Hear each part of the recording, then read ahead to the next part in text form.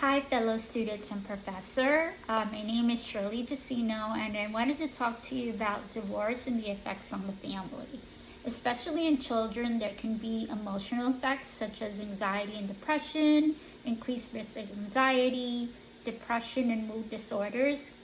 There can be grief and loss, which are feelings of sadness, betrayal, guilt, and a deep fear of abandonment. There can also be anger and irritability, acting out, outbursts, hostility, or becoming unusually quiet and withdrawn. So these also go with the behavior and social effects, but there's also academic and long-term effects, such as the situation of the grades dropping in school, or even if they're a little bit older, they might not want to be school, they might be skipping school. There's also relationship problems that may happen, or also deep-rooted fears that happen in the near future, such as the child growing up to believe that all people cheat, that men or women can't be trusted, and also the mental health factors of just feeling like it might be their fault that their parents are getting divorced. One of the best things that parents can do when they're getting a divorce, or a couple that's unmarried and had children together and they're not together, is to have the child go through therapy.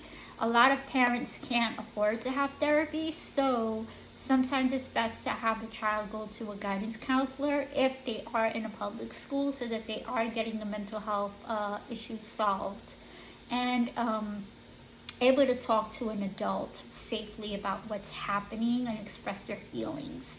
And a lot of people don't realize that these things are available to them in a public school. I know that when my parents got divorced, I was actually happy about it. I was already a teenager, and I felt like it was the best thing for our family, and I just wanted there to be no arguments and a sense of peace in the home. And there was for a while.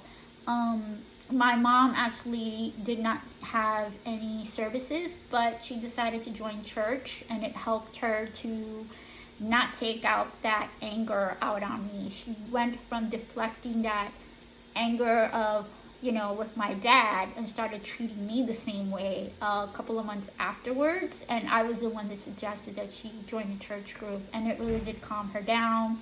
She had friends. She started to feel like a sense of self-worth, and she also started to do a lot of charity work with her friends in church. This could also be a situation that would be good for children if they joined some sort of a group and felt like a sense of belonging, a sense of like community, and a sense of doing good in the world. It would keep them off of this spiral of thinking that everything is their fault, or focusing on what's happening out in their home environment. So I think that sometimes when a certain situation of a divorce or such a gigantic breakup, that it helps to put yourself in a situation, whether it's a child or an adult, where you are thinking of someone more than yourself, and you start to, within a group, maybe help the homeless, or visit people that are sick in hospitals and cheer them up, and be able to have that sense of community, and also a newer sense of family, because my mom's friends were her support system after a while, and she was able to support someone else who also got divorced, and they went through the same thing, and everybody was very helpful to each other.